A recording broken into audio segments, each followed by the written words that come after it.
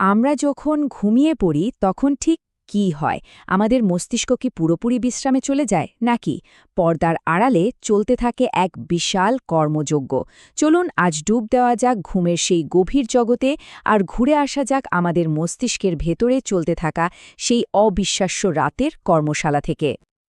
আমাদের প্রায় সবারই একটা ধারণা আছে, তাই না, যে ঘুম মানে হলো শরীর আর ব্রেনের জন্য একটা লম্বা ছুটি, একটা সুইচ অফ মোড।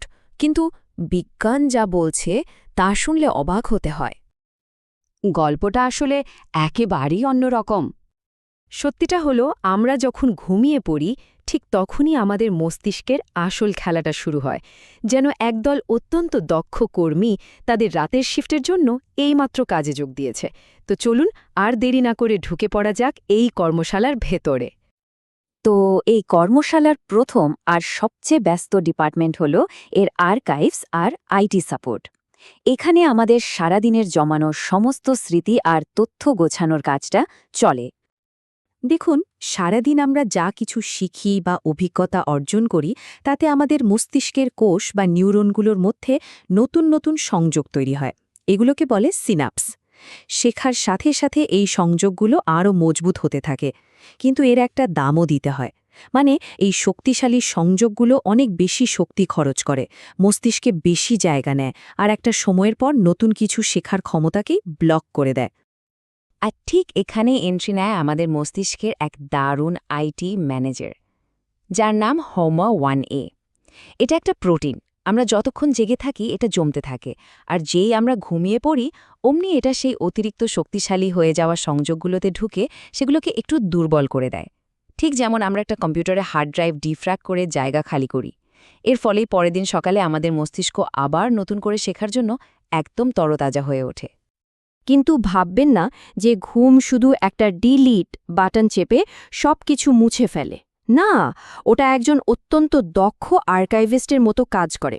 সবচেয়ে জরুরি স্মৃতিগুলোকে খুব যত্ন করে বেছে নেয় আর সেগুলোকে দীর্ঘ সময়ের জন্য গুছিয়ে রাখে। আর এই গোছানোর কাজটা হয় তিনটা ব্রেইন ওয়েভের এক অবিশ্বাস্য সমন্বয়ে। ব্যাপারটা অনেকটা একটা রিলে রেসের মতো। প্রথমে মস্তিষ্কের বাইরের স্তর মানে কর্টেক্স থেকে আসে ধীর গতির তরঙ্গ, যেটা যোগাযোগের রাস্তাটা খুলে দেয়। এরপর থ্যালামাস থেকে আসা স্পিন্ডেল নামের আরেকটা তরঙ্গ সেই স্মৃতিটাকে রিসিভ করার জন্য জায়গাটা তৈরি করে। আর সব শেষে আমাদের মেমরি সেন্টার হিপ্পোক্যাম্পাস থেকে আসা রিপল নামের তরঙ্গটা আসল ডেটা প্যাকেজটা পাঠিয়ে দেয়। এই তিনের নিখুঁত বোঝাপড়ার মাধ্যমেই কিন্তু জরুরি স্মৃতিগুলো আমাদের শর্ট টার্ম মেমরি থেকে লং টার্ম মেমরিতে সেভ হয়ে যায়। আচ্ছা, আর্কাইভস আর আইটির কাজ তো হলো। এবার চলুন দেখা যাক মস্তিষ্কের ক্লিনিং ক্রুডসের সাথে, যারা সারাদিন ধরে জমে থাকা সব বিষাক্ত বর্জ্য পরিষ্কার করার দায়িত্বে থাকে। কিন্তু এই পরিষ্কারের কাজটা ঠিক কিভাবে হয়, এটা নিয়ে কিন্তু বিজ্ঞানীদের মধ্যে বেশ বড় একটা বিতর্ক চলছে। কেউ বলেন এটা একটা সক্রিয় নদী প্রবাহের মতো, আবার কেউ বলেন এটা একটা সাধারণ ব্যাপন প্রক্রিয়া। এখানে দুটো প্রধান মডেলের মধ্যকার বিতর্কটা তুলে ধরা হয়েছে।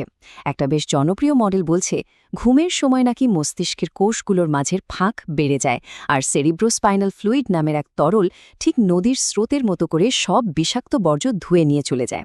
কিন্তু একেবারে হালে কিছু গবেষণা এই ধারণাকে চ্যালেঞ্জ করছে। তারা বলছে প্রক্রিয়াটা আসলে অতটা সক্রিয় নয়, বরং জেগে থাকার সময় আমাদের নড়াচড়াই বর্জ্য পরিষ্কারে বেশি সাহায্য করে।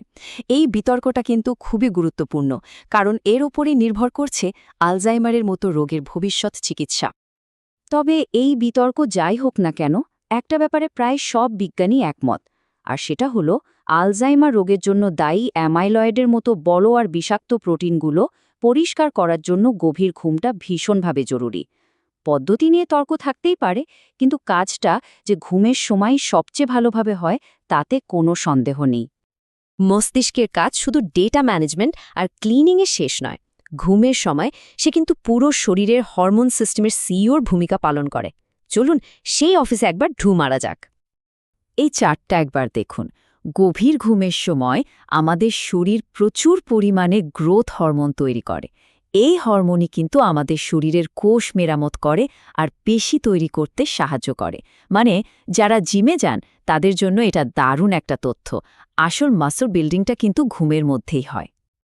আর ঠিক এর উল্টোটা ঘটে স্ট্রেস হরমোন কর্টিসোলের সাথে। ঘুমের শুরুতে এর মাত্রা একদম কমে যায়। যদি ঘুম ঠিক মতো না হয় তাহলে এই স্বাভাবিক ছন্দটা নষ্ট হয়ে যায়, আর তার ফলেই সারা দিন ধরে স্ট্রেস আর উদ্বেগ আমাদের ঘিরে ধরে।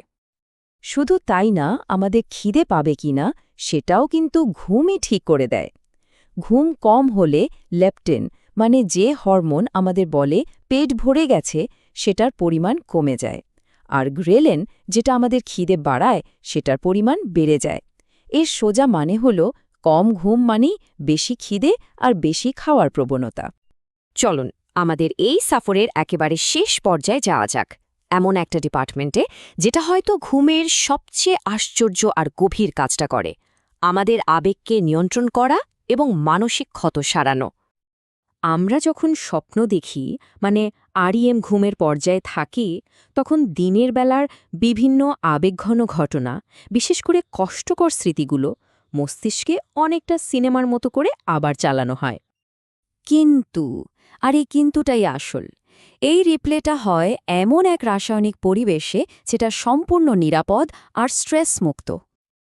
এর কারণ হল রেম ঘুমের সময় নরপাইনেফ্রিন নামের একটা স্ট্রেস সম্পর্কিত কেমিক্যালের সাপ্লাই প্রায় পুরোপুরি বন্ধ থাকে। বিজ্ঞানীরা একে বলেন নরঅ্যাড্রিনার্জিক সাইলেন্স। এর ফলে কি হয়, মস্তিষ্ক ওই ঘটনার স্মৃতিটাকে রেখে দেয়, কিন্তু তার সাথে জড়িয়ে থাকা তীব্র কষ্ট বা ভয়টাকে মুছে ফেলে। এই কারণেই তো বলা হয় সময় সব ক্ষত সারিয়ে তোলে। আসলে এর পেছনের আসল বায়োলজিটা হল রেম ঘুমে কাটানোর সময়। পিটিএসডির মতো মানসিক সমস্যায় এই প্রক্রিয়াটাই ঠিকমতো কাজ করতে পারে না। তাহলে সব মিলিয়ে মস্তিষ্কের এই যে রাতের কর্মশালা, তার ফাইনাল রিপোর্টটা কি দাঁড়ালো? এক কথায় বললে, ঘুম আমাদের স্মৃতি গোছায়, পরের দিনের শেখার জন্য মস্তিষ্ককে রিসেট করে, শরীর থেকে বিষাক্ত বর্জ্য সাফ করে, হরমোনের মাধ্যমে শরীরকে মেরামত করে, আর আমাদের মানসিক আবেগের ভারসাম্য ফিরিয়ে আনে। মানে ঘুম হলো আমাদের শরীর আর মনের অপরিহার্য একজন ম্যানেজার। সুতরাং পরের বার যখনই ঘুমোতে যাবেন, ভাববেন না যে এটা শুধু একটা বিরতি বা সময়ের অপচয়। এটা আসলে আমাদের মস্তিষ্ক আর শরীরের জন্য সবচেয়ে গুরুত্বপূর্ণ আর প্রোডাক্টিভ সময়।